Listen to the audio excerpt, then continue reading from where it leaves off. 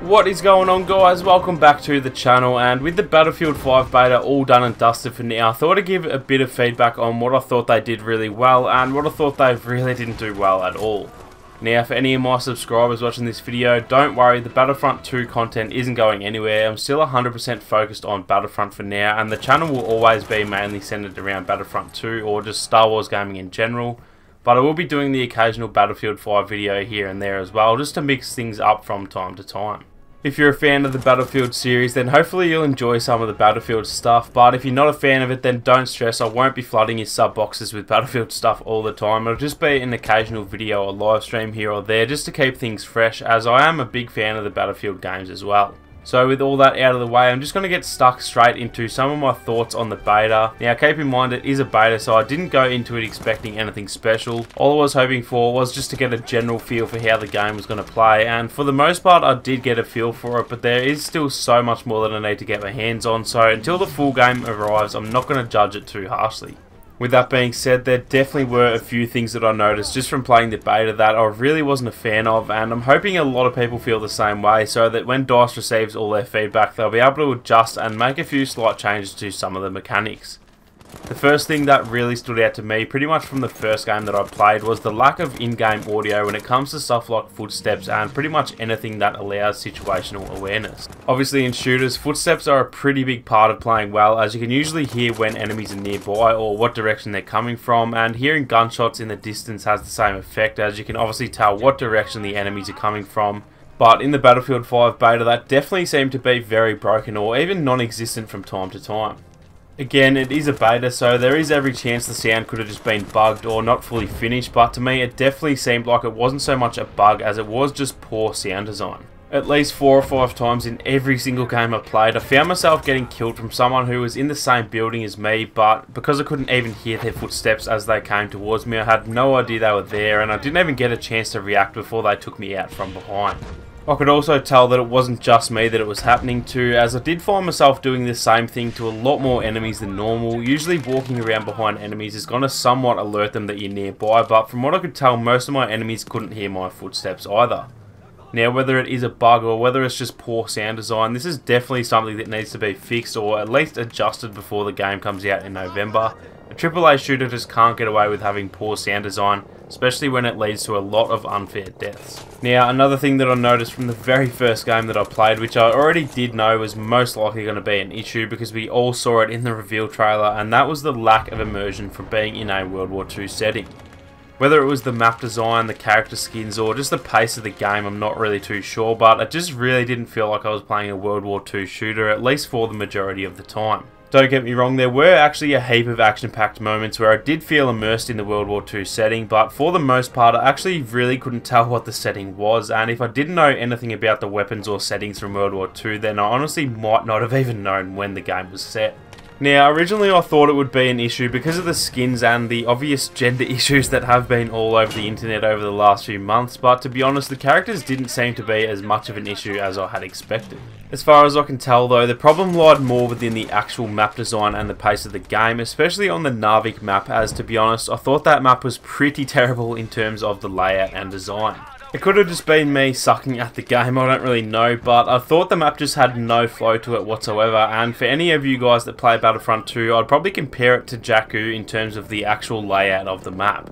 There's a lot of uphill fighting, which to me is just never really much fun, although the areas that were flatter definitely played a lot better, and the area around the C and E flag with all the buildings wasn't too bad either, so it definitely wasn't all bad. I just thought it could have used a bit more work to make it right.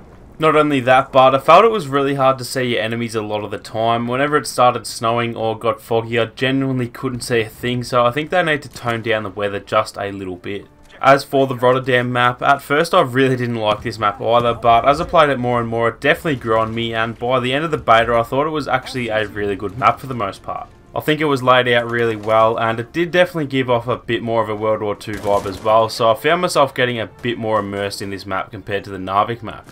With that being said, the immersion still was lacking a fair bit, even on the Rotterdam map, so I think they definitely still need to try and figure out a way to help with the immersion. Now, moving on to something that I really did like about the beta, and that was the changes to the amount of ammo that they made you spawn with. In the first game that I played, I really didn't like it, but once I played more and more, I realised that it actually did force you to change up your playstyle a little bit. It kind of added a fear aspect to the game, as I found myself always running around trying to make sure I could get my hands on some ammo, which I think was definitely a good thing, as like I just mentioned, the immersion of World War II just didn't really seem to be there. So having a constant fear of running out of ammo at least made me have some sort of feeling about the setting. I know a lot of people didn't really like the ammo changes, but for the most part I thought it worked fairly well, and if you just made sure to grab the ammo off the enemies that you killed, then for the most part you never really had to worry about it. Now, another thing that I really loved about the beta was the customization options for your weapon, which honestly was one of my biggest fears heading into the game, because I was worried about people having gold camos and stuff like in Call of Duty World War II. But all the customization options looked really good, and none of them were too out there or unrealistic or anything like that. They have also mentioned that they'll be toning down the customization for the actual characters as well, so it definitely seems like they've heard everyone's feedback, and hopefully they'll keep it all looking nice and realistic, otherwise the immersion is going to be even more non-existent than it already is. Now, one more thing that I really wasn't a fan of was the whole health pack change that they added. I get what they were trying to do by sort of enforcing team play a bit more, but unfortunately that just isn't going to work in the Battlefield community. Sadly, these days no one really plays the objective unless they're actually in a squad with their mates. So even though they probably had the right idea, I just don't think it really panned out. I think the health system was fine how it was. They just need to add some kind of incentive for playing with your squad mates, but until that happens, unfortunately I can't really see any of these other ideas working. I can probably count on one hand the amount of times I actually got revived or given ammo, which is pretty frustrating, especially as that's pretty much half of what I spend my time doing in Battlefield. So I think they just need to try and have a think about a few other ways to try and incentivize team play. But until then, like I said, I think that's just how it's going to be. So pretty much to recap what I thought were the pros and cons of the beta, the map design and pace of the game definitely needed a lot of work. The game felt fairly slow paced compared to Battlefield 4 and even compared to Battlefield 1.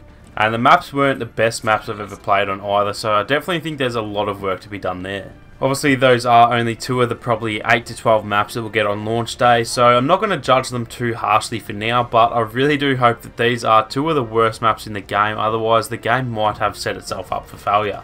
Like I mentioned, the health system also probably needs to be reworked. They're clearly trying to give incentive for team play, which is definitely a good thing. I just think they slightly missed the mark on this one, but like I said, I'm honestly not too sure what else they can really do to fix it. On a more positive side of things, the weapon customization was much better than I expected, and for the most part, the gameplay went pretty much as expected as well. It felt very similar to Battlefield 1 in terms of the gunplay, so I can't really complain a whole lot about that. But I definitely think they'd still need to try and aim for more of a Battlefield 4 style of game. Overall, I'd probably give the beta a 6 out of 10, so there is a heap of room for improvement, but like I said, it's only a beta, so until the full game comes out, there's really not too much judgment to be made. So that's pretty much my thoughts on the Battlefield 5 beta, guys. Something a little bit different from the Battlefront 2 stuff, so if you enjoyed the video, then make sure to leave a like down below. For any of you that had a chance to play, make sure to let me know what you guys thought of the beta down below as well. I'm definitely keen to hear what everyone else thought of the game. If you are new to the channel, then feel free to subscribe and make sure to turn on your notifications to stay up to date with the channel. Thank you guys so much for watching, and I'll catch you all in the next one.